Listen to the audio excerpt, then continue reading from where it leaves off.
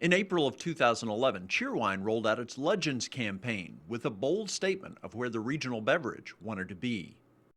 50 by 100. And 50 by 100 for us was to be in all 50 states by our 100th anniversary.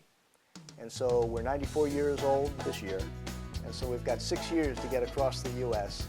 It is an aggressive goal, and but I think that we can make it if the right partners fall in place. Will it happen in 5 years? We'll have to see. But just having that purpose and having that passion to want to get there, I think sets us up, and I think that's the first step in embracing, the future. Cheerwine's core distribution area has always been in the Carolinas, parts of Virginia, and Georgia. Expansion from that base has already begun. We've started to move up into the Delmarva area, Eastern Shore, Delaware, Maryland, and Virginia.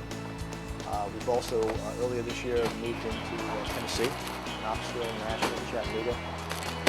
For the most part, the idea is to grow market to market contiguously until the entire U.S. is covered. One departure from that came a few years ago when Cheerwine established a presence in Modesto, California. And that was a strategic decision. That was to build a sort of a beachhead, in California from which we can distribute Cheerwine into other parts of the country when the time comes. From all accounts, the strategy for expansion is working. It's a pretty exciting time for Cheerwine. One product in particular is going over well. This is made with real cane sugar. This is our original formula. What we're starting to see is that this particular product is starting to branch out in some pretty exciting ways across the U.S. Cheerwine is 94 years old this year, but it is finding a new market among young people. There are a lot of young people today are interested in what I'll call new tastes and claiming their own soft drink. And so Cheerwine fits into that space. Many people ask, what is the taste of Cheerwine? That's been the hard question because it doesn't taste like anything else. It's got a great effervescence. Its bubbles are different. Its flavor is different. It's more of a wild cherry, I guess you'd call it. But the other combination of flavors, it's just tastes like Cheerwine. We think of ourselves as Cheerwine. Cheerwine tastes like Cheerwine. Much of the syrup for Cheerwine is mixed at the company's home base in Salisbury, North Carolina. The formula is closely guarded. Of course, that's something we do not share with anybody, and so we take good care of that. Cliff Ritchie runs Cheerwine now, representing the fourth generation to lead the family business. His great-grandfather was the founder. He was in the soft drink business in a small way with a brand called Mint Cola that he started into in 1913. And then World War I started, and there was a sugar shortage. He started experimenting with flavors to try to use less sugar, but to make it seem as sweet.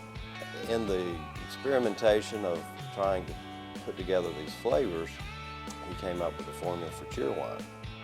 He never knew his great-grandfather, but supposes he would be happy that the company he founded is still around.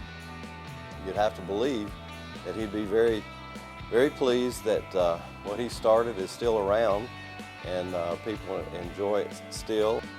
In all likelihood, Cheerwine will go forward with another generation at the helm. This is Cliff's daughter, Joy, who works in the marketing department. We do have children that are coming along. I have a daughter that's in the business, so she represents the fifth generation in the business, and hopefully they'll carry on. That'll be up to them. It's fantastic for a company to have a rich tradition, but everyone with Cheerwine knows they can't spend too much time looking back. I think there's examples all over the beverage industry of brands that have lived perhaps too much in their past, and many of them aren't here today. So we have a very forward look here. A couple of things are in the company's favor right now. It is expanding at a time when social media is booming. We talk about creating a movement, and that's how it's going to happen with a brand like Cheerwine. It's going to happen through the consumer adopting the brand and helping us march it across the U.S. And there are many places still where finding a bottle of Cheerwine is rare. People have to find Cheerwine. You have to work a little harder to get it. But when you find it, it's like, oh my gosh, look what I have. Ultimately, it comes down to the flavor, though, and whether people are willing to give something new a try. Something new that has been around for 94 years. We try to stay true to that taste from the beginning till now. I don't think there would ever be any reason we want to change that.